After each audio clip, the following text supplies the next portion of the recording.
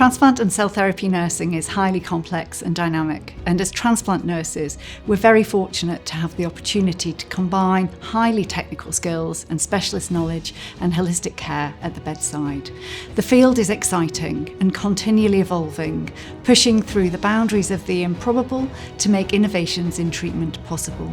The resulting nursing and supportive care have developed and adapted to contribute to improvements in patient outcomes, and we see this influence of nursing happening in both high and low resource countries, which is highly rewarding. Of course, working in such a changing environment creates its own challenges in maintaining essential knowledge and skills for nurses, but EBMT and the EBMT Nurses Group have many educational events and evidence-based resources, such as the EBMT textbook for nurses, the Blood Matters podcast, and meeting recordings. And these help to support the development of nurses throughout Europe and further afield. Additionally, at EBMT, we're doing more to understand and address the barriers to education that nurses experience, such as financial support and language issues. And we're offering more educational grants now than ever before, provide two-way translation to local language at all our major meetings.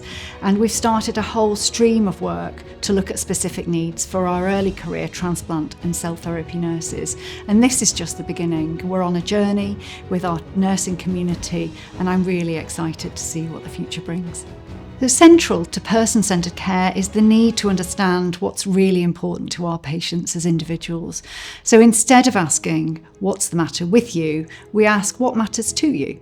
Offering a comprehensive assessment of physical and psychosocial needs can be useful to help validate the concerns that our patients tell us they have, and it creates an environment where a dialogue about what matters to our patients and what concerns them and what they need can grow.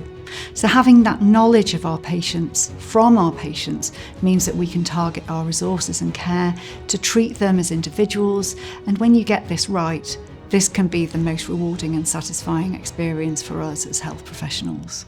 An important but often overlooked area, though, is it's imperative for teams that deliver person-centred holistic care is the care of our health professionals. And this work that we do can be emotionally challenging, and we need the teams and the individuals within them to function well to be able to provide the best patient care.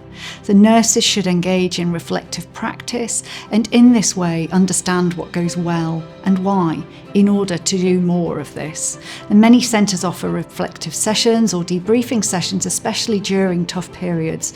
We talk a lot about resilience, of course, but it's important that we take time to acknowledge how we feel in order that we recognise those times when people might need more support. So it's important to present the transplant team as a single unit with a unified view and a plan that takes into account the voices of the whole multidisciplinary team. And this is what puts the patient at the very heart of their care. Many transplant patients will have received their other treatments at different hospitals, so it's crucial to start building the relationship with the team and the service as soon as the patient lands for their first appointment. Consistent and clear communication and information flow across the whole team is vital throughout the patient journey and also fundamental to safe and effective patient care. Transplant and cell therapy nurses are a key component of that team, and there are many different nursing roles that all make their unique contribution to this one patient. For example, patients and their families value being able to contact named individuals during their treatment journey, have often complex information and support needs, and nurse specialists play a key role here, interfacing between inpatient and outpatient settings to provide that continuity. The transplant itself marks a huge milestone. For many patients, it's the start of a new phase of their lives and the opportunity to recover, live a normal life. But of course, for many patients, it's the beginning of a long and difficult period. And regardless of the complexity, the nurse role is still fundamental. And this might be providing reassurance and care at the bedside, or during difficult readmissions after transplant, or maybe an advanced practitioner role carrying out patient reviews or in the long-term care setting with the nurse-led late effects clinic.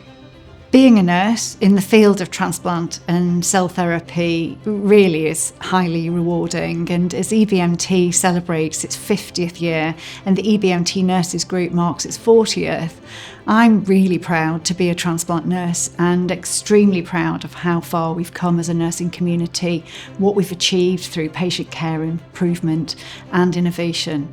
However, looking forward to the future is where it gets really exciting, leading to further improvements in patient outcomes and quality of life.